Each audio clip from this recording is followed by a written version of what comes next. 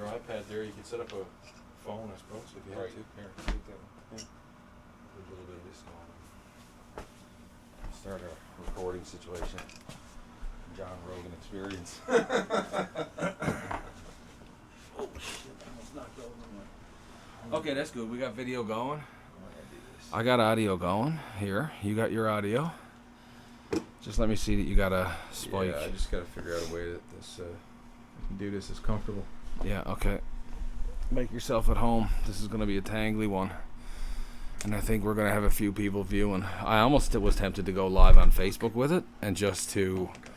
But I think the comment section would have just went. Well, you almost need someone to manage that. Yeah, that's true. Just to have that conversation so people are engaged. People are going to ask questions, right? Probably. Right. If you would want this. The whole point of going live is to get that Engage with engagement. people. Yeah. What a ghetto setup we got here tonight, gentlemen. It's not that bad, but No, it's not bad. It's fun. This is a trial run, you know? Trial run for the first Tugboat Talks and podcast live. You've never done it in person. No, I've never done it in person. And I'm just realizing right now that I got to turn my audio on my computer off because it's going to feed back to, like, I can hear it monitoring. So we're going trial and error here, which we're not really worried about. I don't know why I just poured ginger ale into both of these. I wasn't paying attention at all. But it'll be delicious, I promise.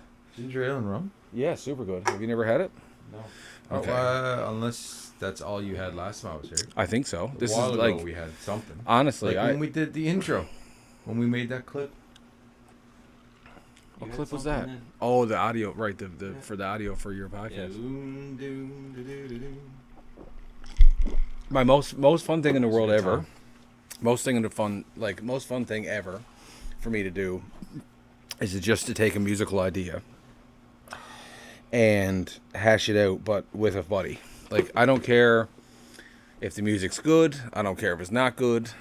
I just love the fact that you're having fun with a buddy and that the ideas are coming from more than one person.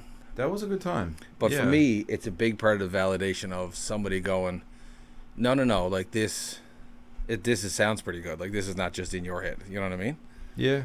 Right? I sent it actually to Newman just to see. I can't remember what it was. I was getting his opinion on. There was something about it that was bothering me. But about the track. Everybody likes it. Yeah, I can't remember what it was, man. That was months Right. ago because the first one came out in like March or April, right? Right. I know it's been like live now for a minute. And you haven't are you coming up to like a grand release thing now, or is it like kind of like soft release now at this point? I mean, I started it yeah, I mean, I suppose you'd call it soft launch. That sounds so weird. Are you getting a level Yeah, we're good. You're fine. I'm checking. I'm seeing your levels on audio right now. We're good. Oh, okay. Are we going to kill a light?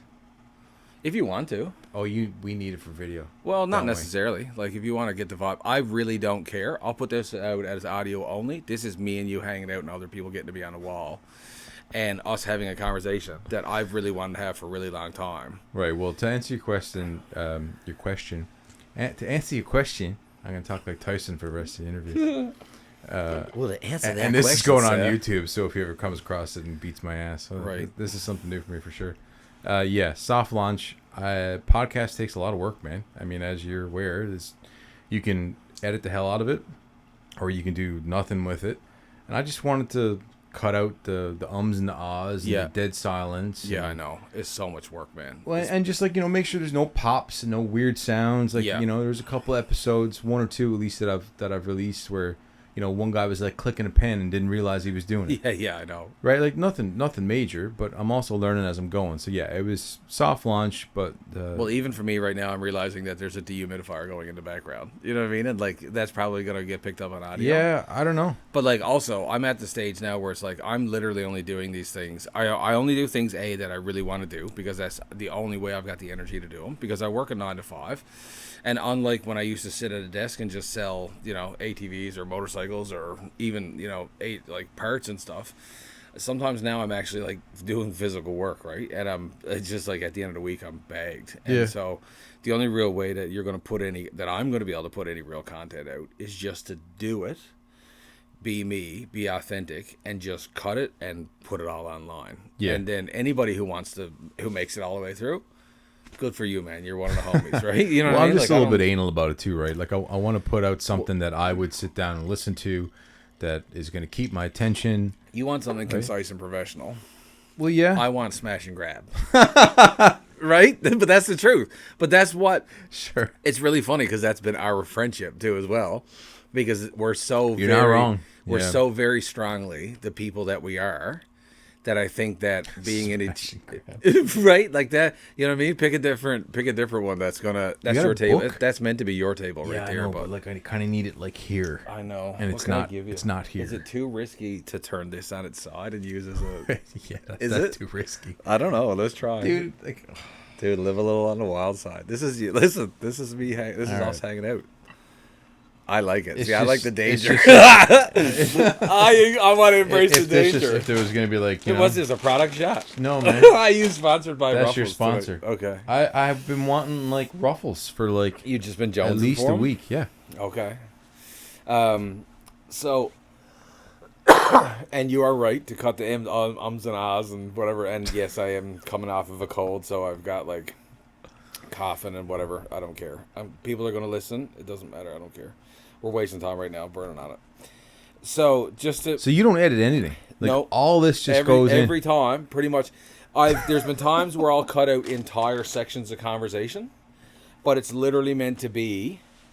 Dude, I have always my entire life tried so hard to be such a genuine, authentic person Yeah. that I want to show people exactly what they're getting when they get the realest form of me. Yeah, I get that, and I Yeah, so- appreciate that. Like, it's Now, what that's you were also- saying about what I'm trying to do. Obviously, it's a business. Obviously, I'm trying to put out Right. something that's going to be competitive. I want it to be authentic, and I'm Right. not like No, nothing's no. rehearsed, nothing's edited to make it into 100%. something that it wasn't But originally. you're making like I heard what you're doing, and you're making like a dissect level. You're making like I really enjoyed that. I really enjoyed listening to ones that you sent me. I really enjoyed listening to.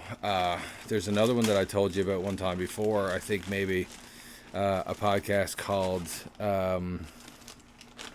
Relative Unknown about a girl who's dead. You're so fun. This is so funny right now. I don't have a bowl. Like I don't know what to, like, you know, I'm half tempted to grab that laundry basket Man, over do there. it, And, like, man. Do it. Make yourself at home. But Anyway, go this podcast, this girl discovers that her dad was like a former real bad guy in like motorcycle world, and he was in witness protection, blah blah blah. Yeah. She had no idea who he was, and this podcast is a process of her coming to get to know her dad. Anyway, the production on it is incredible. It's just got all the feels, right? And anyway, yeah. But so what I do is smash and grab, and what you do is concise and professional. So anyway, we don't try. really need to break the ice now because I just wanted us to get to a place where we is were that just, what was it though? oh, the story. Did you actually have something prepped to break the ice that was gonna? No, like, I was going to talk about, because this is always a funny story. Do you remember the time that we went to Don? So I want people to understand how far you and me go back, because on paper, Sure. we don't look like people who are buddies, right? Let alone people who were roommates, yeah, I suppose. right? Yeah. So people don't realize that we lived together at a very poignant part of our lives just before we got married to other people. Thank you. not each other. Yeah, You know. you're handsome and all, but I couldn't handle you. Anyway, so do you remember me and you went out for wings at Don Cherry's? And for some reason in my mind, I assumed that everybody always wore an undershirt. what? Do you remember this? And I leaned forward across the table, and you had like a button-down shirt on. Like, I think this is, yeah, okay, like snaps. Yeah. Okay? And I reached across the table and grabbed a hold of your shirt and went, I don't remember that You at do all. not remember that? But that's like that doesn't shock me at And you all. were bare-chested. That 100% You- probably happened. right, you were 100% bare-chested. probably, yeah. You were bare-chested to the wind in the middle of believe Don that. Cherry's Mount Pearl. You do that now. Yeah, 100%. And I died laughing, and I don't know why I even did it. Now looking back, it was probably, and I'll get a bunch of hate from anybody now rolling their eyes about self-diagnosis. For the record, my sister is very, very attention deficit, and I feel like it's pretty clear that I was as well. I just haven't been diagnosed. I don't know where you're going with that. For I a know second. what you're saying. I'm gonna lose my train of thought a couple of times here. Anyway, so the story was basically about the time that I ripped you open chest to the wind in the middle of Don Cherry's.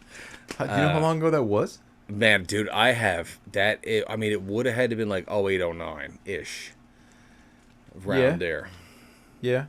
Okay. well, between 2005 and 2008.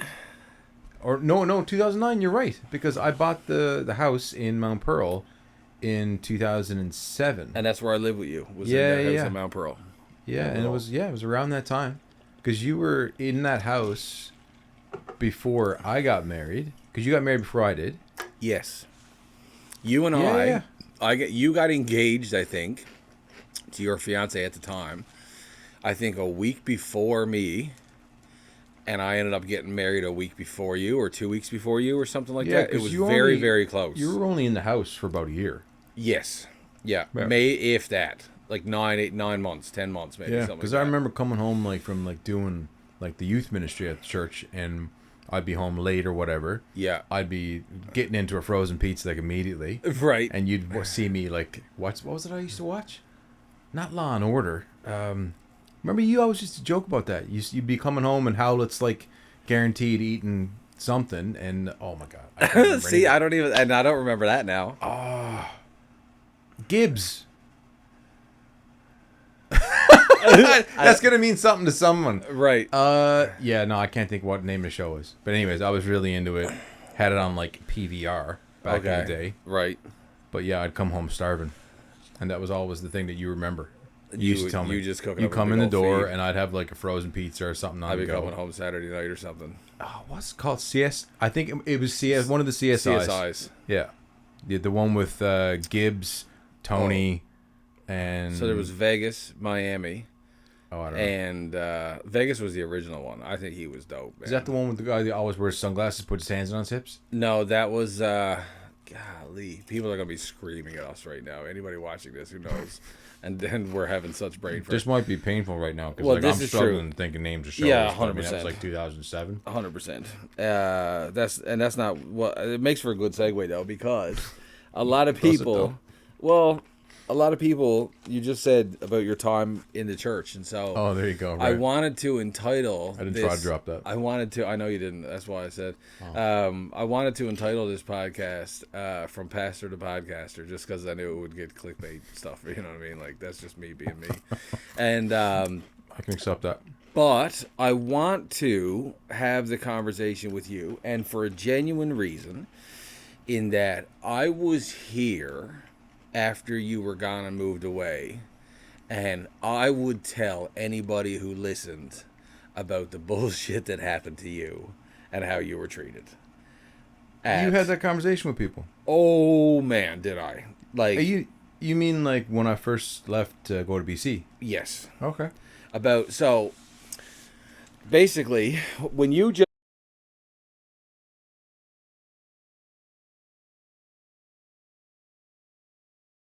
for me, because you're such a nicer person, and I'm a little bit more. I'm kind of surprised that came up though. I brought it up. Yeah, from time to time. Never mind. Yeah, because I knew that you were really giving the shaft in a big way, and it really pissed me off a lot, and the people involved, it really made me mad. And then that sent you on a course where you left, and I'm not saying that, life threw you a curveball then, in the fact that where'd you go then? You went out west, right? BC? I did go to BC after leaving Newfoundland and pastoral ministry, but the main reason why I left was, for one, my experience here being Newfoundland, is that the two churches that I was a part of here, they're chalk and cheese. One was a church plant, Right. very new. Which is where me and you spent a lot of time together. Yeah, that's where we, kind of got to know each other. We'd met long before that, but Right. didn't really hang out much. But yeah, chalk and cheese. You got one church that was not exactly traditional, but not, Not fully broke free not on the either. bleeding edge of Yeah.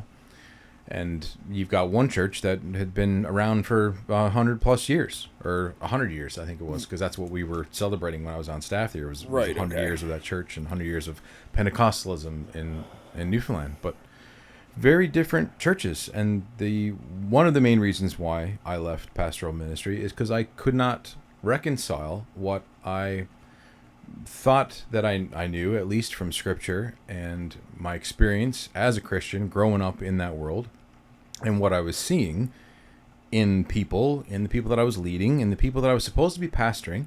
So like, you have the idea of accountability as a pastor, and it's not to like, you and I, say at Spruce Hills, it was a lot easier because you and I were friends and we were roommates for a period of time.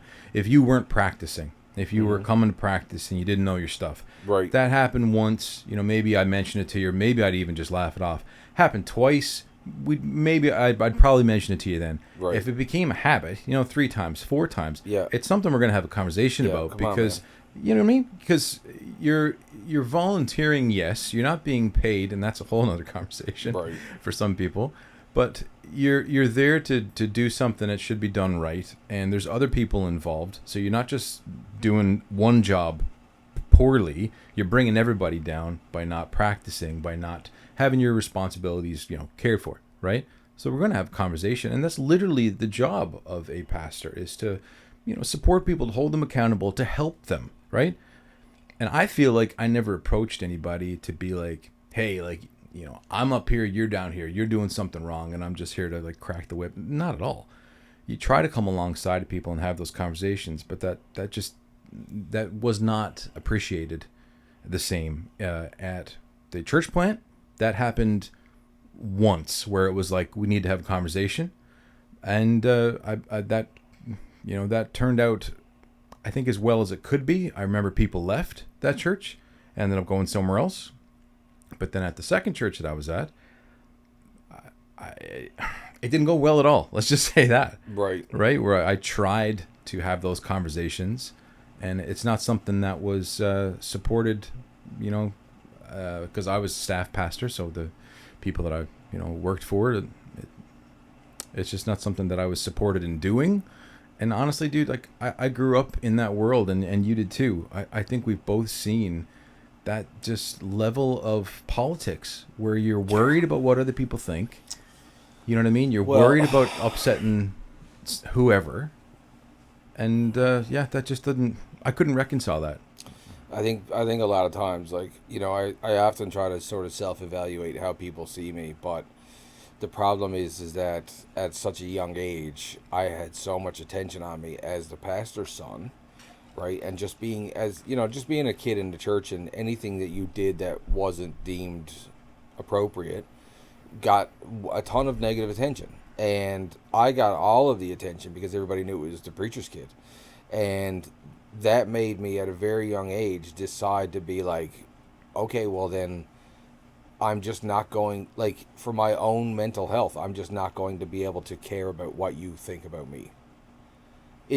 To the general populace. Sure. Right?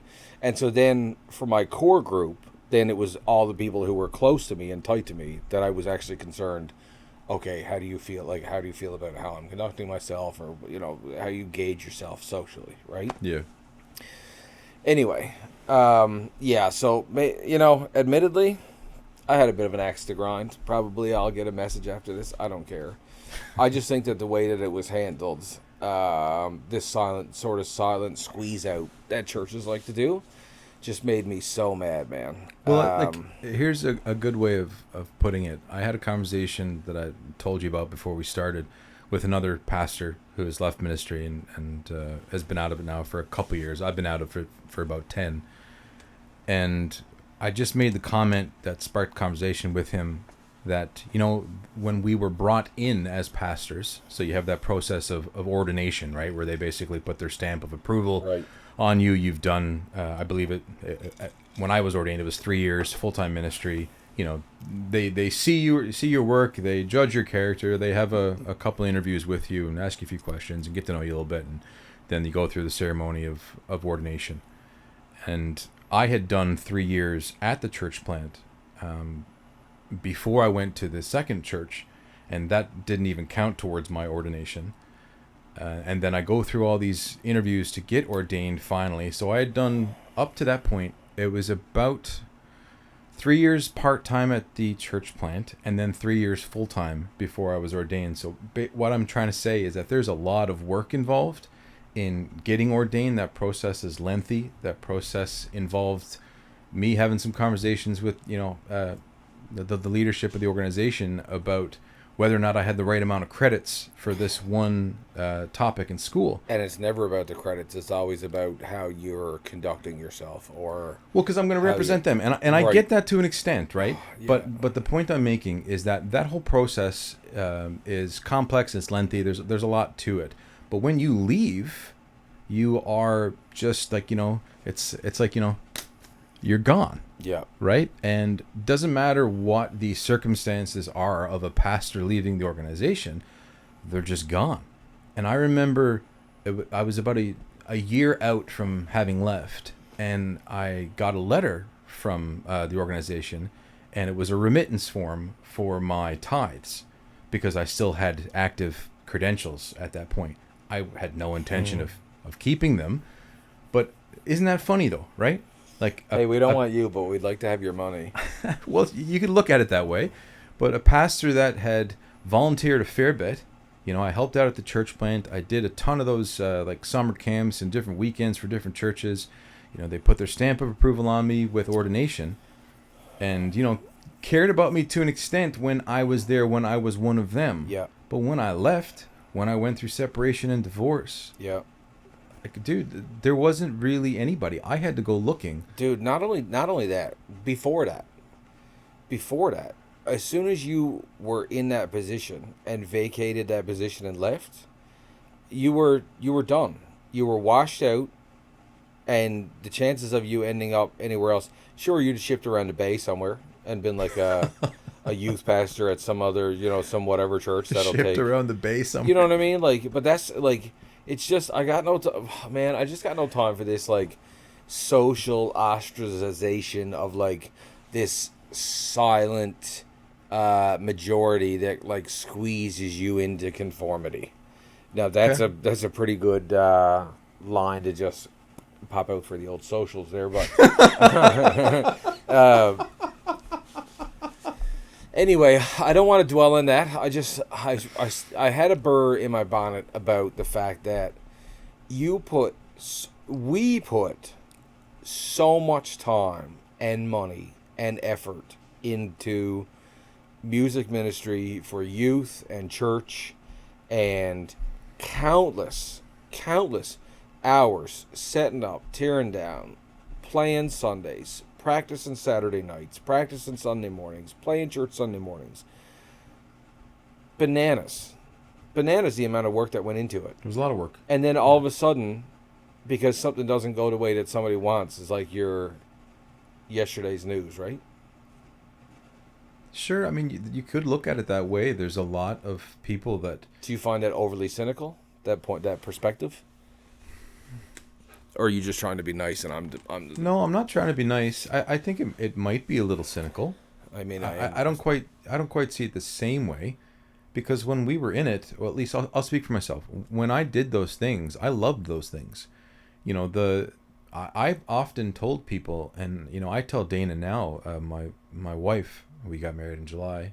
Congratulations, by the way. Yeah, thank you very much. We'll get. Can I take a? Well, okay, we'll get. We'll there. get there. Put a pin in that for later. Sure. Because that's a good story. It's a beautiful story. Yeah, but I totally lost what I was just about to say. Anyway, okay. No, remind me. Come on. Yeah, but I'm just as bad as you are. I go off the trains too, and I'm gone. I'm barely staying on the tracks. I shouldn't have jumped into that. What was I going to say? What were we talking about? Help me out. Just the whole process of like leaving the church. I was bitter because of the fact that your yesterday's news. Yeah, you asked me, is it cynical? Thank you. So when I was in that world, there was a lot about that I loved. But I've often told Dana and other people, my psychologist knows this because this has come up often, because we've like looked back on this 3-year period of time that I refer to as the best years of my life when we planted that church, right? Because there was so many of us around our age, right, that we were putting in the work, Committed. But it never felt like work because we just made it so much fun. It was a really good crew there. Yeah, really good crew. Going to the community center first thing in the morning, right, cleaning up the chairs. It was remember how much beer we used to have to clean up? Yeah, the chairs, the floor floor sticky. from like the party the night before. Yeah. Because it's a community center. Yeah. So like we're doing this work together. You got that sense of community. You got a lot of people your age that you're having fun with. So you've got that social and in the world. Beginning, half of the people who attended the church were involved in like the church, basically. Sorry, Like what? almost half of the church was involved in either setup, tear down, sound, music. Yeah, so that also made it children's- cool because everybody's got a role to play. That's right. You know, so we're working on something together. But also during that time is when I met my ex. So like, you know, to me back then, I had a good relationship going on. I had good friendships going on. I had purpose in life. Yeah, I was you had a doing something direction. that mattered. But yeah, I was just making the point that was part of what I refer to as the best 3 years of my life. But And that was all the church opportunities. I loved right. it. You had the perfect recipe, right? You went from that youth pastor, engaged, now married, job in the city, you know, big church, but then, and everything's right on par. And I'm not saying it wouldn't have went sideways anyway. You get thrown a curveball. You leave your employment at the church. You journey out to BC. While you're in BC, relationships trouble strikes, right? While you're in the while you're in your former relationship. Yep. Admittedly, I know you to know that you don't have a ton of really close friends who you would open up to about that. Yeah, Not at a the lot of time, there was a people. couple. Yeah. Right. No. It's less than one hand, for sure. That I would have had that conversation with? Yeah. 100%. Right. Yeah. So I want people to just understand how tight you keep your circle too, because I think that people understand you as just like just a big tough introvert guy. You know what I mean? Like that's how I see you. That's sure. pretty rolled up in a you know. Yeah, Perry. Yeah, he yeah. took a couple shots for me. Mutual friend of ours. Yeah, mutual friend. I've been friends with him for a while. Great guy. He took a few shots for me a while ago. We went out and did a little photo shoot for the Akkeri, for the business. Right. And he was cracking up the entire time because he said, I've got this like resting, bitch face. Right. I think I've always known that, but I'm just more of a serious dude. I am introverted. Yeah, you are I'm a a deep serious thinker. guy. But I love people, and I will respect everybody until they give me a reason not to. Right. So is my circle close and on purpose? Well, yeah, but especially when it comes to something that was so personal, when we separated and went through all that, and yeah, you're not going to trust everybody with everything all the time. No. You know what I mean? No, sure. You definitely got to pick and choose. Right. And myself as well, but there's definitely a few more layers of me that are open to the world than what you typically carry open to the world would say. Sure. You know what I'm saying? Yeah. So anyway, through that process, did you and I ever have a conversation where I encouraged you that you should set yourself free from that, or no? Because that's Dude, genuine. maybe, I don't remember. That's no, I know, because it was how long of a process was it from the time where you knew everything was bad until you basically decided, okay, no, this is the end of it. We're done. Yeah, well, the Coles notes is 2013 I left the island. 2012 I finished up at the church. Went to BC to take a media program, like a 1 year, try something different other than theology, right? Because my undergrad was theology and music. Right, okay. So we go out there, and about 8 months, I think, into that, we got there around March, April of 2013, and it was a 1 year intense program. So just before that year ended, so maybe 9-10 months in, is when I kind of learned that something was going on. Didn't know quite yet what it was. But is that what you were asking? Yeah, 100%. So, how long were you in BC that you assumed everything was okay with you and your wife at the time? Yeah, we were there for just about a year before I left. Yeah. Right, and then we don't want to get into any details in that, right? We're going to leave that. Well, I mean, the gist was I've I've already shared this in the first episode of the Akkeri podcast. Right. There was infidelity there. I did not want to separate. I was hoping that we could figure it out. I want to make it clear that it was not infidelity on your part. No, it wasn't. Okay. But I mean, still, that happened, and I did not want to separate. I was really hopeful. I was like, okay, didn't really understand it, and it was a shock for sure. But yeah, I ended up leaving. So that was just about a year in, We went to counseling briefly, and it wasn't in the cards. But Right. yeah, I was separated for 2 years. I think that was originally what you were getting at. Yeah. Separated okay. for 2 years, hoping to get back together. Eventually, did for a year. Right. Yeah.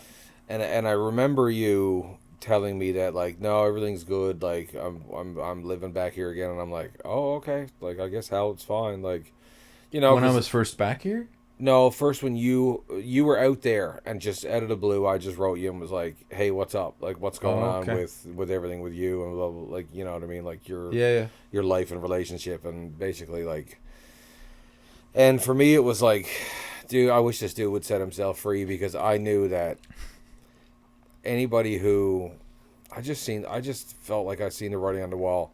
The person that you used to be married to, I got no ill intent, like genuinely, only for the fact that they were married to you and they messed it up, right?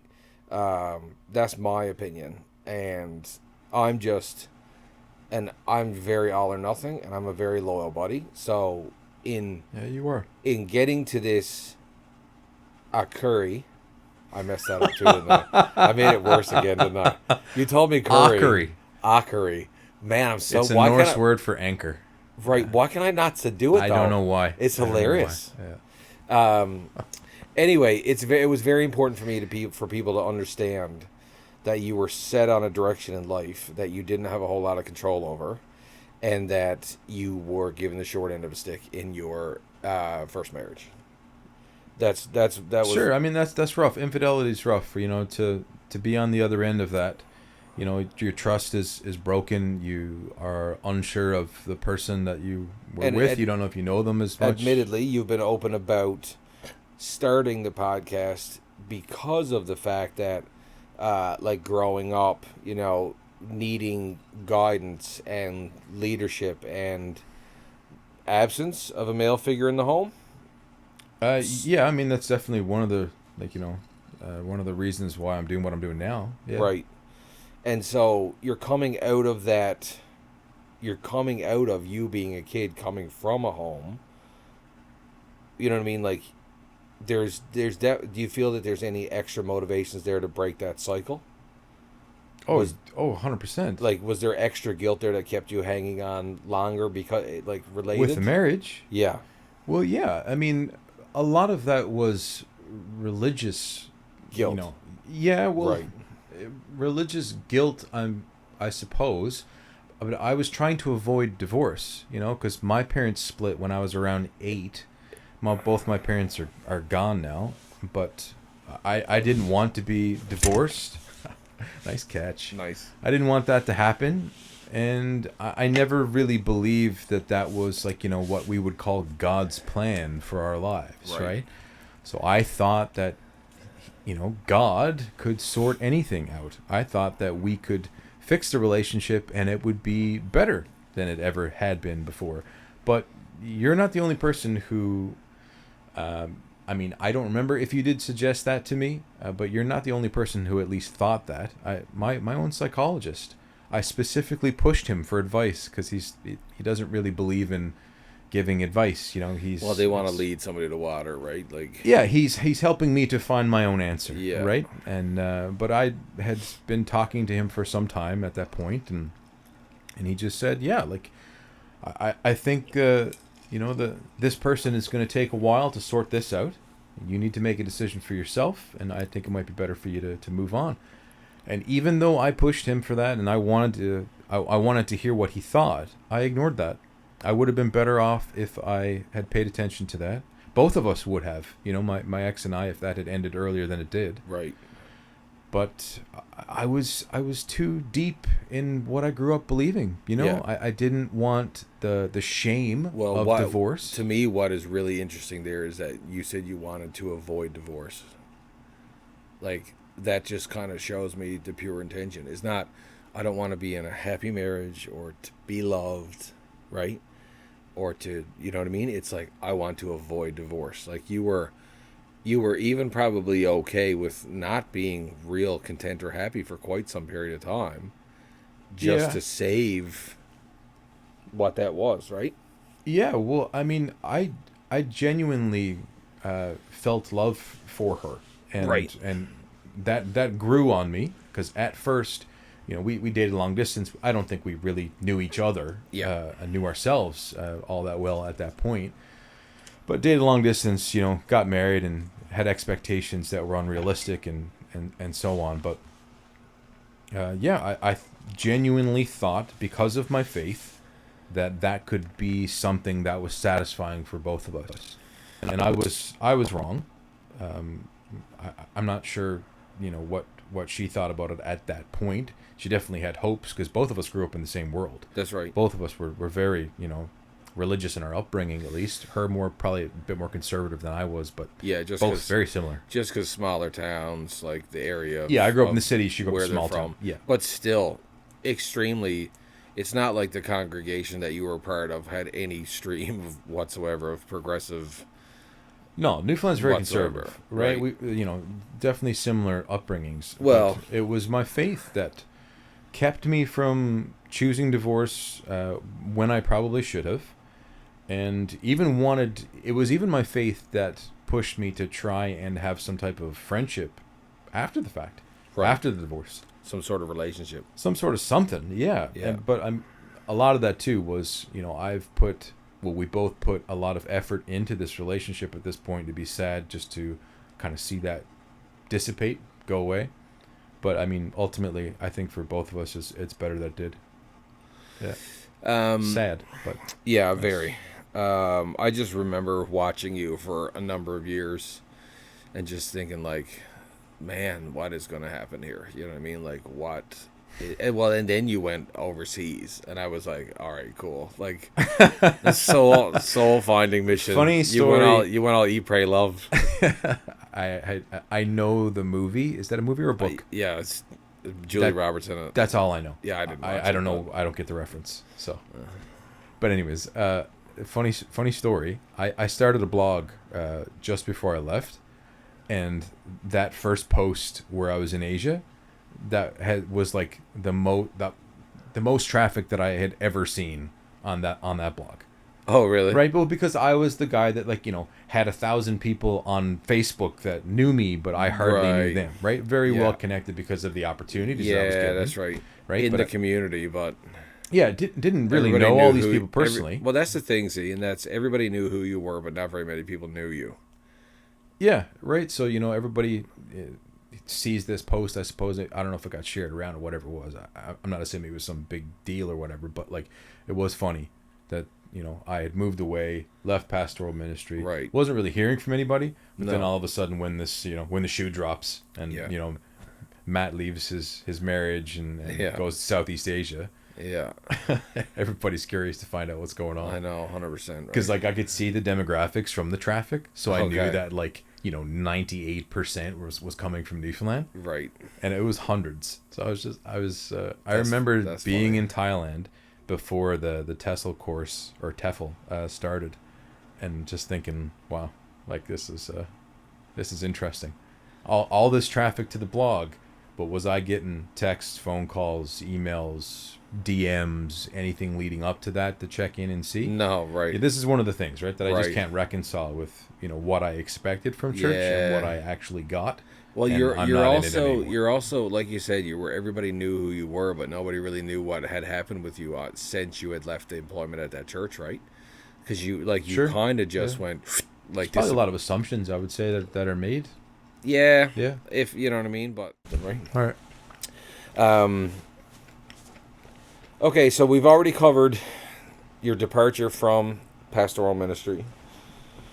We covered your attempt at reconciliation of marriage. I kind of briefly touched on the fact that you were raised in a house by single mom, yes? No, you didn't talk about that. No, okay. You didn't ask about that. Right, so, well, that's what I'm asking now. Was your mother a single mother? My mother was a single mother. Okay, because I know moving right along. Yeah, I know that you. Well, yes, moving right along. You know how my brain works. This is I jump. Jump to a different topic. Yeah, 100%. Splash right in. So when did your what? How old were you, sort of, when your stepdad kind of came along? 13. Okay. Yeah. And basically when I started junior high. Gotcha. Yeah, because we moved when Mom got remarried to Mount Pearl. Well, Right. we were already in Mount Pearl. We moved to a different part of Mount Pearl. Yeah. Gotcha. But yeah, I was 12, 13 when Mom got remarried. So Mom was on her own for what, like six-ish years? And then it was when your mom got real sick when you came home from overseas. Yeah, Mom got sick while I was in Asia. So I And left. before we get into this, can you briefly tell me again exactly where you were? Because I should know as one of your good buddies. I really don't know. Yeah, I mean, everybody kind of knows it was Southeast Asia. I mean, which is fine. But what I we're went. doing is we're getting your story now. I went to Thailand first. So the idea was basically to do something different that I'd never done before with people who didn't know me.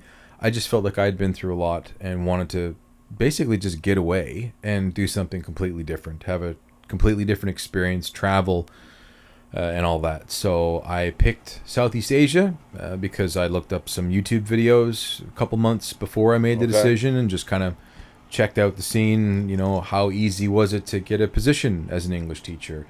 Where was the money half decent, right? Like, what's the work setup? What kind of things are you going to be doing in the run of a week? Like, what does your life look like, right? And for fun, because I didn't need to, I already mentioned this, I think, earlier, a TEFL course. So I researched that too. There was one on the island of Koh Samui in Thailand. So I went to Koh Samui. I was there for 5 weeks. Did that course there with like 7 or 8 other people. A couple of them that I'm still friends with, and follow each other on socials and stuff. Went to Ho Chi Minh after that because the plan all along was Vietnam. Okay. Yeah, because there was a lot of English centers there. They pay good. The schedule was good. It was just a setup that I was interested in. And so yeah, I went to Ho Chi Minh first. I didn't love it there, but I got set up with a center there, an English center where like basically the parents bring the kids there for 1 or 2 classes a week.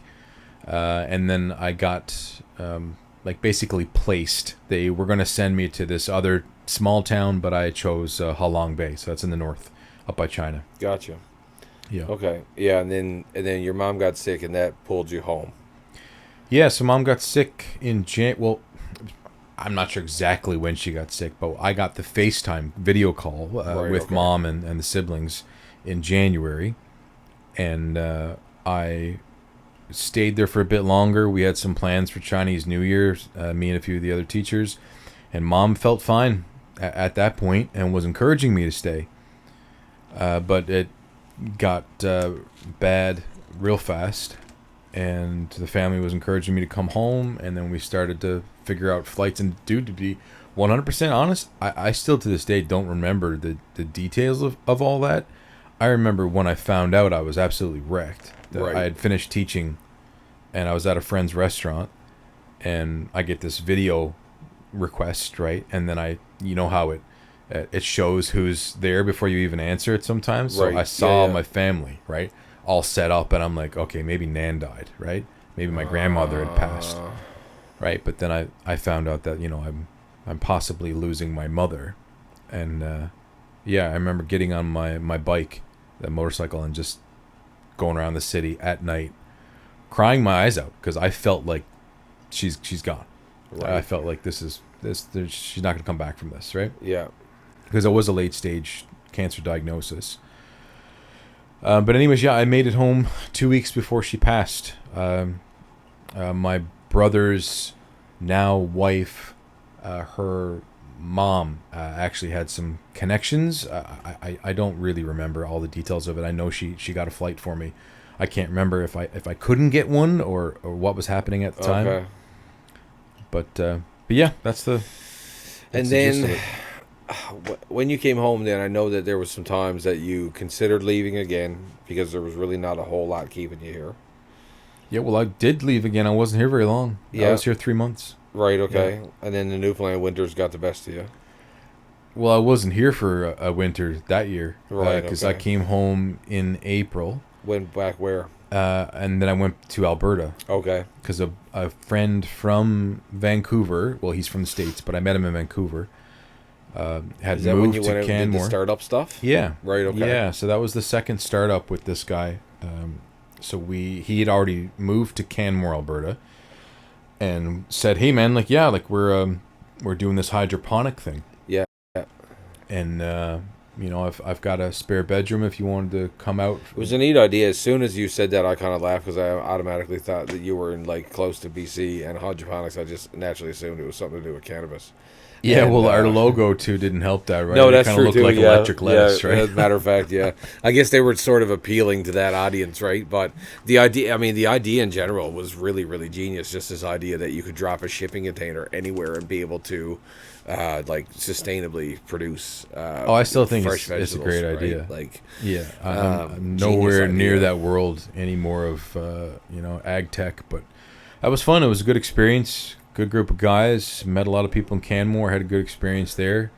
And honestly, if I hadn't gone to Canmore, I wouldn't have the position that I have now with agency and managing meta ads, because that's my 9 to 5, Right. and has been since COVID, Gotcha. right? Because I was doing work in a similar vein in marketing, at least, but my main client at the time was in travel tourism, and when COVID hit, Right. his business shut down, Yep. so he couldn't do any additional work whatsoever.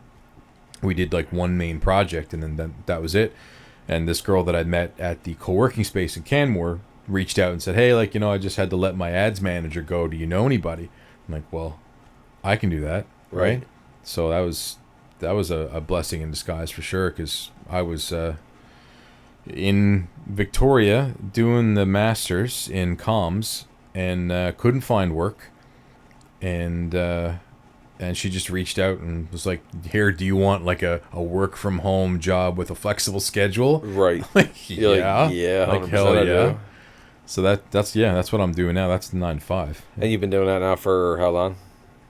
Well, what's this? Just about 4 years, I suppose. Okay. Yeah. I want to talk about the podcast. Now that I feel like people will sort of have. I wanted people to get to a baseline of understanding of who you are and where your motivations lie, the way that I understand who you are as a person. Sure, like Okay. a 10,000-foot view story of 100%. how I Just a rough idea, and that's only a very small snippet of your story, of course. But those are your major, we'll say, road bumps along the way of life to get you to where you are now. And so, yeah. starting the podcast that you have now recently started and have launched, what were your main motivations, or what was your initial inspiration to kick this off? Well, yeah. I mean, I have to tip the hat to Rita to that one. Rita's my boss with her agency. It's just her name, Rita Barry Consulting. Shout out. She probably won't. to the nobody who's going to see She's this. probably not going to see this. No, that's right. And I won't mention it to her. We'll just let it live on the internet and see what happens. Hopefully you don't get in trouble. But yeah, like I met her at the co-working space. She runs an ad agency, and some of her clients were in like the coaching and business services space, and got to know her business a little bit. She helped us with some issue that we were having with Facebook at the time with the hydroponic startup. Okay. And so we just like kind of kept in touch after I left Canmore. So yeah, that was a surprise to find out, but that she needed anybody when I got that job in 2020. But Right. she was the one that kind of initially introduced me to that whole world of coaching. Because Okay. I mean, obviously, I started therapy, counseling, psychology, in that whole world back in 2010, I think. And yeah, that was, my first experience with therapy, being in therapy myself, but I had never heard of this whole world of coaching and what Right. exactly that was. Okay. And then the more I dove into that, like I realized that there is a wide range of people that are taking that title and doing that work. Some definitely more legit than Like others. life coaching stuff. Yeah, right. Gotcha. I mean, because it's an unregulated field. You Sure. could call yourself a life coach now, and it doesn't matter. Oh, Like, I've come across a few wackadoos. Don't get me wrong. a few wackadoos. Yeah. There was actually That's a whole different episode, though. there was actually I suppose an episode. It wasn't exactly a documentary, but CBC did a piece on it. Excuse me, a while ago, and they were like following a couple people and acting as clients, I suppose. Okay. This is a while ago now. I'm hoping I'm getting this right. And they had video of one lady, I believe, that was saying that she was a coach and met a client at a Tim Hortons. Okay. Anyways, I can't remember the details of it. I mean, exactly. why not though? You know what I mean? Sure, me and at Tim Hortons. It's not something I'm ever going to do. Let's talk about your jogging pants that you're wearing. Maybe put on some real pants. But the gist of it was like I didn't know what to think of it at the time, right? But she was showing me these clients of hers that had very successful businesses, like very successful businesses. And I looked at the content that some of them were putting out, you know, like because she was doing ads for them, right? So you can definitely get your hands on what they're doing. And, you know, I'm in that world now for 4 years. And you see that a lot of it, like these are really well-meaning, well-educated people, right? They just haven't gone and gotten that credential. Like, you know, like my wife Dana, she's a counselor. That's not what she does for work right now, but she has that master's. But she does do she some has that of credential. that. Yeah, she does do some of that in her second. Is it a volunteer role? No, it's a paid position that she has. It's part-time. But she has that credential, so you know the world views that as that's the requirement. That's the only legitimate route. But it's not. If you want to help people, there are hundreds of different ways to do that. But yeah, Rita was the one that basically introduced me to coaching. I didn't think about it at all at the time as an opportunity for myself. I just thought it was interesting. But then the more that I got into therapy, the more that I got into personal development work, the more that I started to, you know, basically sort myself out. Yeah. Do the self-work. Yeah, that was the inspiration from it all. Because I'm just like, man, I wonder if I could help other men, you know, maybe cut down, like, you know, if I had my own help back when I was, you know, when I first found out and separated and then eventually divorced, you know, if I could step back and help myself then, could I shave some of that time off? Could I shave some of that loss off? Could I, you know, help myself process? Some of that hurt off. Yeah. Could Maybe I make streamline life a little bit easier? Streamlined is a good word. Yeah. You know, avoided some of the things that I didn't really need to go through. Right. And 100% I could have. I wonder now, looking back, like, you know, like I said, undiagnosed attention deficit. But then there's a lot of definitely very strong anxiety symptoms that come along with like coping for that, right? And looking back now and on, say, relationships and stuff, and thinking about all of these like anxiety riddled behaviors that I exhibited, that now for the life of me looking back, I'm like, man, that was just so, but I did not understand what the motivation for was at the time. But my anxiety was just boiling over, and you just didn't really know how to deal with it. You know what I mean? Right? Like, and just, you know, whether it's like arguing with girlfriends on the phone, or just being jealous over stuff, or worried that something's going wrong when it's not, and just general anxieties that don't exist for any real reason other than you just managed to cook them up. You know what I mean? But I look back thinking, like, how much grief did I encounter or create, or, you know what I mean, just because of all of these anxious tendencies that I could not control or was really aware of even. Yeah, and I think it's easy for anybody to say that, you know, 40-year-old me could step back and help 30-year-old me. Sure, of course, just about anybody could probably say that. But, you know, with some focused work, you know, I don't necessarily need the credential. I'm interested. I've got a master's in communications. If I had thought about coaching back then, before I started the master's, I probably would have done, you know, counseling psychology, and I still might, because it could benefit me, it could benefit others. But honestly, I've got a little bit more freedom as a coach. I don't have to charge a certain amount of money. Kind of money. Yeah, right, sure. I can charge less. I can charge more. You know, depending on experience. But right now, I like the idea of being able to charge less. I like the idea of being able to be a little bit more practical and focused in those conversations, because it's not just I'm not just here to guide you to your own answer. If I have advice to give, I can give it. I would imagine also you're also only taking on relationships and people that you want to. Like, there's not as much sense of an obligation because it's not your 9 to 5. It's your for right now. I mean, I obviously want the business to grow, but sure. The more that I get into the work of it, and the more that Dana and I talk about it, because she's very much a partner with me in all this, I'm very interested in the courses that we're creating. Okay. Because I'm thinking, like, the one-to-one relationships that I can have with guys, they're satisfying, they're helpful, and I still would like that to continue. But you can reach a lot more people with the course. Yeah. And the concepts that I learned through therapy, through these personal development books, through just all the personal work that I did in those, in that decade, you can teach that in a course. And if someone can really grasp that and really do the work to practice that, you can change your life. I mean, that's kind of what the Dale Carnegie speaking course is, right? I didn't do that. It's some guy who learned to be good at something and basically took that skill set and engaged a bunch of people who wanted to learn how to do that skill set. Yeah. And effectively help people sort of overcome their own issues and trials and tribulations. I skimmed the book, How to Win Friends and Influence People. That's the Carnegie book. I just know it was like a teaching thing that people would get up and like learn how to public speaking. I'm pretty sure we got a couple mutual friends that did that training. I think it was offered here in the city for a while. But yeah, that's the gist of it. Sure. I just want to dive in for a second because people are like, it's been, first of all, such a whirlwind romance, literally, which I also am still now 15 years deep into what started as a whirlwind romance. Lucky enough, I married a woman who was very accepting and tolerant, right? Patient. Yeah. Thank you for saying that. It's a big part of it.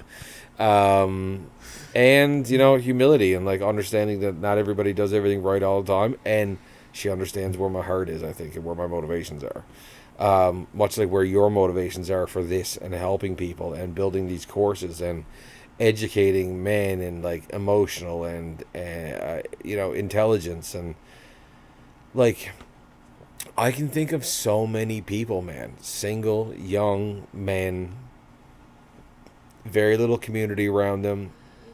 Their opportunity of finding a like-minded young lady is slim to none because they don't have the skill set.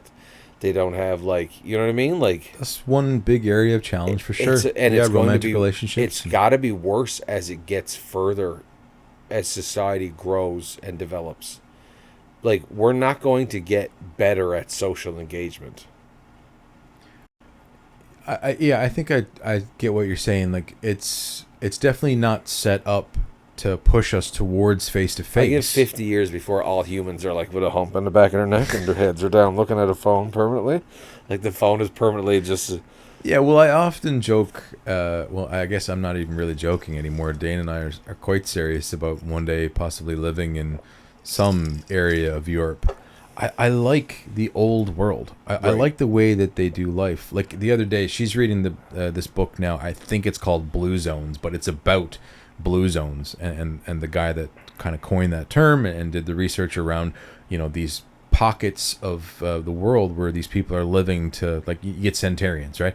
And why is that? Why are they living to 100 plus and just being happy, healthy, and satisfied? Right.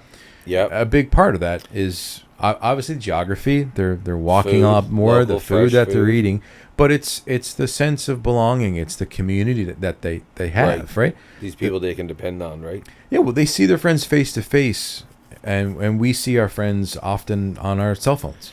And everybody knows each other, so there's this sense of pride of doing the right thing, right? There's no anonymity to hide behind. Yeah, there's that too, but there's just this less focus or less reliance upon technology. Right. Yeah. Sure. And also the realization that it can get in the way, so they actively keep it out of the way. Right. You know what I mean? Whereas here, like, man, we're like, it's like we want to get the benefit of it so much that we're always fighting to keep it out of our lives. Yeah. You know what I mean? Like we want it in our lives so much to get the benefits of it, but we get sucked in by social and like it's so intrusive because of all of the data that they get at. They're reading our body language and our minds and our actions and our, you know what I mean? Like to listen to you talk, that's for sure. 100%, right? So that's they're not going to be very shit, man. they're not going to be very interested in How this. often do I get ads for things that I just mentioned? Oh, 100%. Yeah. The funniest is when I get ads on my phone that I know my wife would like. Oh yeah. But specific books by certain authors. And it's only because we share the same Wi-Fi. Yeah, I mean, I understand all that because I'm in that world. I'm in the marketing world, and there's nothing like illegal or immoral or really anything about it. I mean, that's like it's just annoying as hell. Part of their terms and conditions, right? Yeah, it's annoying as hell, I suppose. But honestly, I don't care. Thanks for getting on my nerves. I don't mind like having to ignore an ad, but often it is interesting because it's related to something that I've recently been talking about. Right. Or searching, whatever. It is getting creepy that I literally only have to think about something that I might be interested in, and the next thing I know, it's popping up in my Instagram feed. It's what? Creepy? Yeah, it's like the creepiest thing in the world. Yeah. We're surrounded with tech, man. You get all these devices that listen to your every word because they, are waiting for the command, So before our time runs out, I want to circle back around. How many episodes of the podcast are up live right now? Dude, that is a great question. I think 7. Okay, that's perfect. Listen, I've been more focused on the course in the 100%. past little while. And like, also there's one in the bag right now that needs to be kind of just edited and published. But and for my own, I pride myself on being a pretty good friend. Clearly, I'm not that good of a friend because I know all about the podcast and I'm telling people about the podcast. You know all about it. You can't pronounce it, but 100%. Yeah, but that's a me thing. That's not a you thing. But the idea of the coaching and the building of that platform and having something that I don't think does anything like that exist? I've never seen. Yeah. Okay, but I've never seen an emotional intelligence platform, geared towards men, and I just think that it's very needed, and it's going to be much more needed. Well, it's like anything. Like it's been around for a while, so yes, it exists. The more you dig into it, like if you start searching for, say you went on Google right now and you did a search for eyeglasses, you're going to get ads for eyeglasses, and you'll find out about brands that you'd never heard of, right? If you go on Google or any search engine right now and you search for male coaching, right, you're gonna get ads. Maybe your sales pitch is that you're a coach who can bench 250. You know what I mean? I can bench more than 250. Can you? Wow, I'm so impressed. Yeah. I was just about to tell you a story. I went to a buddy's. A buddy of mine was having a stag party for his brother. Right, so I only know this one guy. I haven't met anybody else really there. I show up. Obviously, didn't know anybody. Boys had been at it for a little while. Drinking? Yeah. But they had been on the go all day, right? They had a couple arm wrestling. They had an arm wrestling competition, I suppose, on the go. I didn't know that this is something that guys are really into around here, but they were fired up about it. Really? Right? Yeah. Yeah. So I show up, right, and I'm not small. No. And so immediately I got challenged with this one guy that I just met that night, and I was shocked at how difficult it was because I'm looking at this dude and I know size does not always equal strength. But technique, man, is a lot of technique in arm wrestling. I was shocked at how much that matters. Yeah. Because this guy he nice dude. We chatted afterwards and I beat him, but. Man, he was holding on, I'd say, for at least a minute and a half. And I thought, I was going to break a joint. It's a lot of angles and stuff, right? I always found it was super difficult just because my limbs were slightly longer and I couldn't get that wrist lock like everybody else got. Sure. Because my wrist was a little bit higher than everybody else's, and it was kind of the angle. Yeah, you're going to have longer arms than most. Yeah, kind of. And the angle of how I was leaning on the table. Yeah. I was a little bit more hunched over. I had this guy in my ear, literally coaching me. He said, just let him go for a bit and then slam him down. I'm like, how is that going to help me? I just thought I had to overpower this guy. But I did that, and then that was it. Ended it. And then so that meant I had to stick around and take on the next guy. And the next guy had been, he was literally a little bit sick. So I beat him a little bit too easily. But I was shocked at how much technique was involved in that. That's hilarious. I was probably the only guy there that actually like worked out consistently and whatever. But I think it's hilarious that you showed up randomly at a house party and got challenged to an arm wrestling contest. that's the way it is, man. You know, they see like a big guy show up, right, and you just gotta, you know, test your metal or whatever. And right? people don't believe me when I tell people, when I walk in a room, every person looks at me because I'm now the biggest person in that room. Yeah. Like, I'm the biggest physical threat to just walk in a room. Do you know what I mean? Right? Yeah, but I mean, like, you're a big dude. You're, like, covered in tattoos. Yeah, that's part of it. Right? So you're always going to be a bit of an unknown. Unhinged. Yeah, but Right. I mean, like, Big beard. I wasn't exactly walking in as a threat. Like, boys suppose. were all best kind. It was a good bunch of guys. Before we go, I want to say one thing to you that I've repeated a bunch of times since, but when I seen pictures of you and your beautiful wife now, I did write you and ask if you lied to that poor girl about how old your age is. Because, once again, like... How old your age is. Whatever. I don't care. I'm just busting your pulse. I know, that's good. No, but everybody knows I can't really talk. I spent too much time in Buena Vista. That's a big part of it. Gander Bait definitely did not help. That's not going to help you yet. But yeah. Anyway, But yeah, you alluded to it earlier. You said whirlwind, and then you started talking about yourself for a while. Well, I think you had every intention of asking me a question in there, but probably. But this is me and you hanging out, so it's gonna go the way it goes. But yeah, short story. I came home. My brother was getting married. I wanted to live somewhere different in Vancouver. The intention was to go back. Yeah, I remember you saying profusely over yeah, and over and over. I was going to be going back, and I just figured I'd come home for a while, come home for a little break, and spend some time with family. That was the plan. And when I was getting ready to go back, I met my now wife and Kitty Vitty. I was planning a photo shoot. Yeah, my sister was turning 40. I mentioned to my brothers, why don't we do like a little photo shoot, print some photos for my sister and get them framed for her as like a 40th birthday gift. So they were helping her get ready with the kids, and I'm just down there kind of scouting the area. I hadn't been there in a while. I wanted to make sure there's nothing around that's going to cause any problems. So anyways, I'm down there hanging out, and I had torn my Achilles, maybe a month before. I remember you having a walking boot on. Yeah, so I'm down there with the boot, and I was even trying crutches at the time. So, like, I was a bit of a state. Camera wrapped around me, boot on, crutches at the side, and this group of girls comes walking over from Kitty Vitty Brewing. And they're trying to take a photo. Like, clearly, like, someone's home for a trip or whatever, Sure. right? And they just need to, like, they want to commemorate. They're being woohoos. They want to get a selfie, right? So Dana steps over to this, like, we're down at the slip, and I'm there with the camera, but she sees me with the boot on, she sees me with the crutches. She's trying to set up her camera, her phone, on a rock, and it's not going well. It's falling over. I'm just like, hey, like... Doesn't she also do photography? She's into it, yeah. She doesn't have her own camera yet, but... Gotcha. But yeah, I offered to take the photo, chatted with them, and I just said, hey, like, yeah, I'll just do this for you, and I'll send it to you, but I need your email. So obviously I got Dana's email. I sent her the photos. She gave me I think it was her Instagram, or she messaged me through Instagram. That's what it was. DM there back and forth. Went on a date, and by the second one, that was a done deal. Done deal. Basically, yeah. You guys own First house. night, we were just like, we were out much longer than either of us expected. And when we said goodnight, I think both of us just kind of had this sense of like, what the hell? Like, what is this? Where did this come from? Yeah, right? Like, is this for real? Yeah. You go out the second time, and we're like, okay. Sure. Yeah. Definitely went out a third time before she had to go away for work for about 2 or 3 weeks. We talked every single day that she was away. So that was April.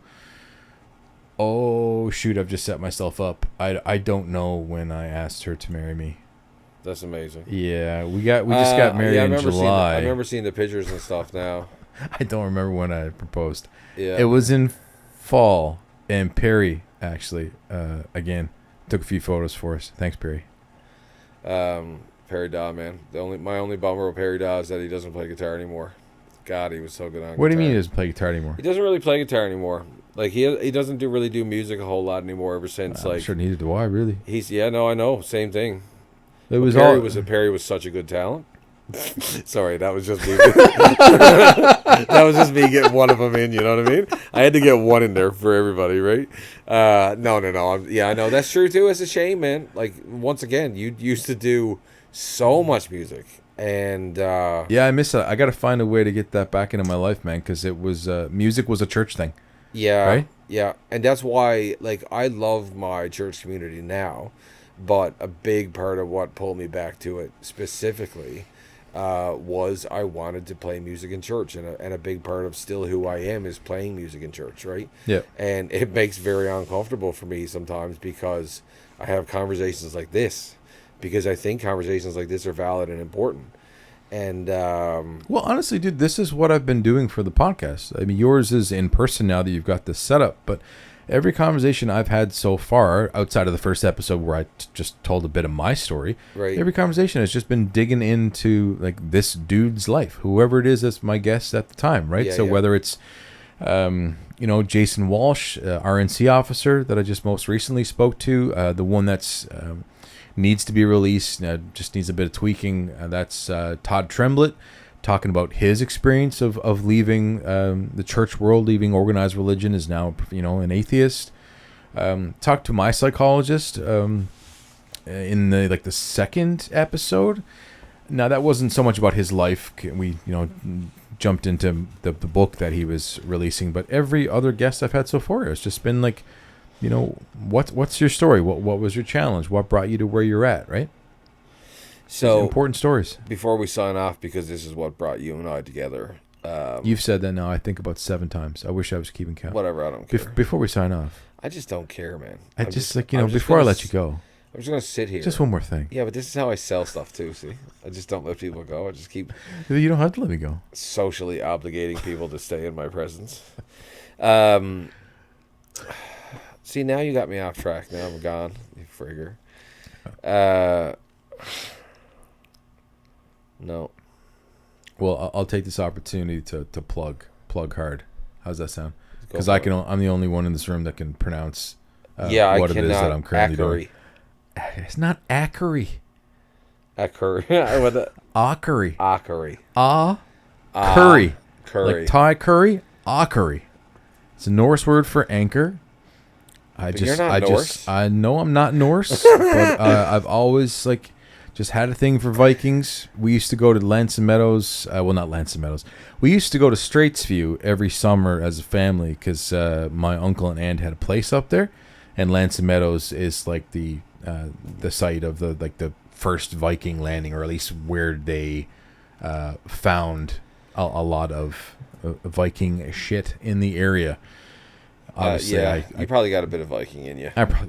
No, man. I am British settler through and through. Sadly. Oh, are you? I wish I had. I'm a bit very of British Viking. too, actually. British or like Wales or whatever my family was. Yeah, grandfather is Trowbridge, and Howlett came from over there as well. I do remember now what I was going to ask you earlier. But I'm gonna finish the plug. Okay, go for it. Right, yeah, because you were plug. You're being a plug. I was trying. Yeah, I got lost in what happened in Lansing We've already Meadows. talked about your podcast 600 times, but you got to give them the links and stuff to find it. Well, just a brief mention of it. Yeah, I do genuinely think it's important what you're doing. I appreciate that. 100%. Akkeri, Akkeri. So it's theakkeri.com is the website. You can find the podcast there. You can find information about coaching there. The courses are not launched yet, but they are being launched later this fall into the winter. First one is on self-compassion, because dudes are hard on themselves. Oh my God, man. Yeah, self-criticism is a big problem. That might be And- worth its own conversation. Like me and you, like I might be interested in doing. Would that. love to talk about it. That is, again, a lot of these courses and the general direction of what I'm doing, why I started the Akkeri, is because of my own experience. One of the things that I got from my father is self-criticism. Right. One of my clearest memories of Dad is him beating himself up because something was not going the way that it should. I remember that when he helped me build my shed at the Maisonneuve property, the house, my first house in Mount Pearl. I remember he's basically cursing himself out because he, screwed something up, or he forgot to, do something. And there's a step that we had to undo because he didn't do something right. Yeah. And I just remember thinking, oh yeah, I saw this when I was a kid. Yeah. Like, this is where I got this, I do that right? big time. A lot of us do. I mean, men in Yeah. general, I think we're harder on ourselves in general. But yeah, self-criticism. But the course is it's more of a solution to self-criticism. Sure. Learning to be self-compassionate. Yeah. I just think the conversations are important, and just the direction that you're steering. Just people being aware of that space, I think, is important. I just don't think that men in general talk about their emotions or feelings or anything whatsoever. I think We don't know that how. We definitely don't know how, because it's been stomped down for so many generations, right? It was always seen as weak and vulnerable, and what really all that was just people being uncomfortable with being transparent and vulnerable. Yeah. You know what I mean? I think. Yeah. so. Well, vulnerability is seen as weakness, and it really isn't. It really vulnerability isn't. is a strength. 100%. It requires courage. I've never met anybody who was weak that was vulnerable, that showed me any sort of vulnerability. Like, this right here doesn't happen without some, amount Self-confidence. of self-confidence, but some amount of vulnerability. 100%. Because I have to, if you're asking me questions about, my marriage and divorce, if you're asking me questions about leaving ministry and like leaving my faith behind, I was in the church and calling myself Christian for over 30 years. Yeah. Right? That requires vulnerability to put myself out there, to tell a little bit of my story, and just let people think what they may. And what I started to understand in having the conversations and saying the things out loud is that every time you said something out loud that made a bunch of people kind of uncomfortable, or maybe brought you some heat that made you feel uncomfortable, there was always 2 or 3 people who wrote me a private message that said, "Man, I'm so glad you said that, because I was thinking the exact same thing." Yeah. Right? But that's a big part. That's where I wanted to get to, was where you find yourself now. Because for me to talk to you, and you almost being in a position of, definitely being in a position of post-Christianity, finds it interesting for me to engage in that conversation with you, period. You know what I mean? Just because, like, I remember you were the one who pulled me to church again. Yeah. Right? You know what I mean? And it's still a big part of who I am. And I think that morality, I don't think that morality and that teaching and stuff will ever really leave you. But it's also difficult to separate yourself from, like, that political, you know what I mean? Yeah. I mean, it's a little bit of the conversation we had before we, sat down in here. It's the organized religion part of it that changes it. You take the teachings of Jesus, and I think just about anybody would agree that what the guy had to say was very helpful, very foundational. You know what I mean? I think the money changes it a lot. Which, once again, pretty cynical point of view, but it also happens, right? Well, I mean, like, is it cynical? Maybe, but is there some truth there? Of course there is, right? Of course there is, but that's not the only thing. No. Right? Any time that you try and formalize something like that, it gets misconstrued. Yeah. You get people that are focusing on the minor things. And again, like I mentioned earlier, that is the main reason that I am not part of that world anymore. I just could not do it. I could not take a title, or especially be a leader, be a pastor, when I felt like we were majoring on the minors. You know what I mean? Making big issues out of small things. Yeah, making big issues out of small things, and not making issues out of the things that actually mattered. Right. You know what I mean? Like, when I was trying to talk about holding people accountable, like that is huge for growth. You cannot grow without at least holding yourself accountable. Yeah. But how much better is it to have someone who genuinely cares about you to hold you accountable, if you're open to that? You know what I mean? If you've got probably just the ability to be a little bit vulnerable yourself, right? To accept some feedback.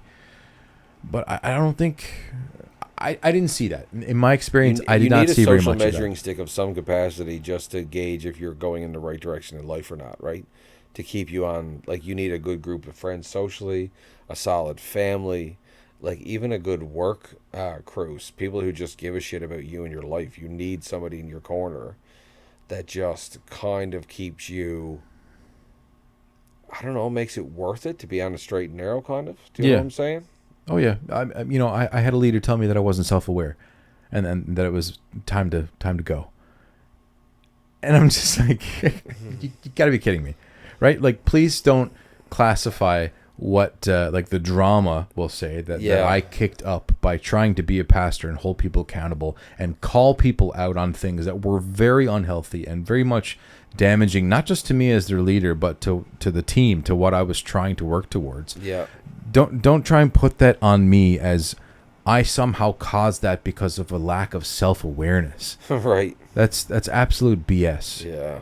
Right? What's happening is that very religious people do not want to be called out on their things, on their stuff, you know what I mean?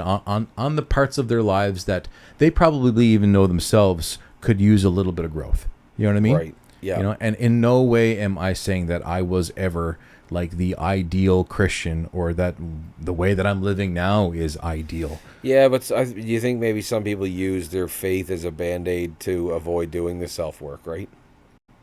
Well, like I live a good life. I'm a good person because I obey these rules and live this certain way. Yeah, well, that's one part of it, right? Everyone, there's a big concern with what people think. You know, because I remember when I was first married, I remember us having conversations about movies that we were going to go see because she was concerned of what people would think if there was like language or maybe a little bit of nudity in a movie. And I always found that odd. That always upset me because I generally didn't care. I had a friend of mine who works for sort of like a church adjacent organization, kind of. And he was, we went to see, or we were talking about going to see Deadpool and Wolverine. And he talked about like, you can't put that on Facebook because it'll just cause a bunch of grief for him in the workplace.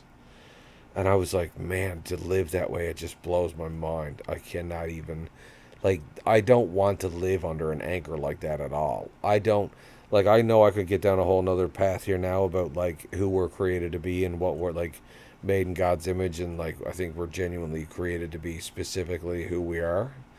And I just hate when people have to live that way, man.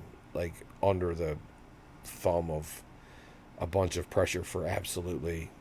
basically zero reason. When you take on a leadership role, I mean, of any type at all, I understand that there's a certain expectation there because you are representing, you're representing, God. If you're a Christian leader, you're representing the church that you're a part of, and so on. I get that, but there's also an element of you have to live your life and make the decisions that you're going to make and be questioned on them if that's what people are concerned about. You know what I mean? You don't feel like that argument about, you're representing our church and you're representing God and blah, blah, blah. You don't think that that's just another way to kind of hold people and keep them behaving? Well, I mean, I suppose, but where do you draw the line? Like, I guess. Who is it that says what's right and what's wrong? Yeah. Because, 20 years ago, was it 20 years ago now? My mother couldn't get remarried in church because you couldn't marry a divorced woman, right? Right. So now I think that's changed. I don't know. I honestly don't know if at least within the Pentecostal church. I don't know. Denomination, yeah. But that's the thing. Like, what was wrong 10, 20 years ago is not wrong anymore, and who decides what wrong is? Yeah. Listen, buddy, I really appreciate what you're doing. I really appreciate the direction that you're going. I'm so happy for you that your life is rainbows and unicorns right now. Like, I mean, I know that's how I describe it. Actually, I know I say that like kind of jokingly. That's on my Instagram profile. But as somebody who has always been a good dude, who's always been upstanding, hardworking, talented, and just a genuine loyal buddy of mine, I'm just really, really glad to see that your life is going very well now. It's taking a turn. I appreciate that, man. Thanks. And I think I just wanted people. I thought it was important for people to understand a bit of what you went through to get to the motivations for what you're doing now. Well, I appreciate the opportunity. I hope it was clear. Because it's difficult. It's not easy to have those conversations. No. Especially around church and faith, and because to be honest, there's parts of that I still haven't really sorted out myself. Like Right. we were talking before we sat down. What title do I hold right now? Am I agnostic? Right. I'm technically not a Christian. You're choosing not to care, kind of. Or yeah, Isn't that what agnostic is, basically? basically, yeah. Right. So, I don't know. I kind of describe myself nowadays as post-evangelical because I still maintain a lot of my same beliefs, but I really don't care to talk about it unless you really want to talk about it. In which case, like, I'm down to talk about it. Like, if you want to pull it out of me, but I don't want to jam it on you. You know what I mean? Like, Yeah. that's kind of where I'm at. Sure. And Makes people sense. will say, well, that's not what your responsibility is as a Christian, whatever. Sure. Listen, man, we got, what, another 30, 40 years maybe if we're lucky. I'm just waiting to see the big guy, and I'll ask him what's up. You know what I mean? So we'll find out then, I'm Dude, sure. my main thing with that has always been we don't know what happens after this life. Yeah. We have this life. Why not, if you like what Jesus had to say, great. I think what he had to say would change the world if we actually just all followed that. Right. But we don't. We pick and we choose. And, sometimes we can get a little bit too selfish. Sometimes we don't want to be vulnerable. We don't want to be held accountable. We don't actually want to change sometimes. You think there's anything on the other side of death still, or no? I like to think that there is. I don't know what it is, though. Right. I like the idea of it. And honestly, that's mainly because of my mother. Yeah. I would love to see her again. Sure. And I like the idea that I could. Me and my dad didn't have a great relationship, but in the years after, like, we were definitely better. Yeah. But I know now that seeing where we ended up and seeing how, like, genuinely how hard we worked, me and my wife and our family, to get to where we are, I just know to be super proud, and that's kind of enough, right? Like, you know what I mean? Yeah. All right, buddy. What do you think? Clue her up? All done? Suppose. You've always had a hard time taking me seriously because I flip flop from, like, serious to, like, just joking, and it's just, I understand that the gears switch so quickly. Yeah. I mean, I would be shocked if there was, like, an outline, like an agenda. I mean, yeah, that was surprising. I did not expect to show up and see you with, like, notes on your phone. Well, you Like, wrote. I me, want to like, ask Howlett about I'm this, like, this, and this. I'm so glad audio's still going because I'll just keep this for us, like, after. But the fact that you wrote me and was like, "Did you think about what we were going to talk about?" And I want to write you back and go, "You asking me if I thought about something is like me asking you if you breathed today." You know what I mean? Like.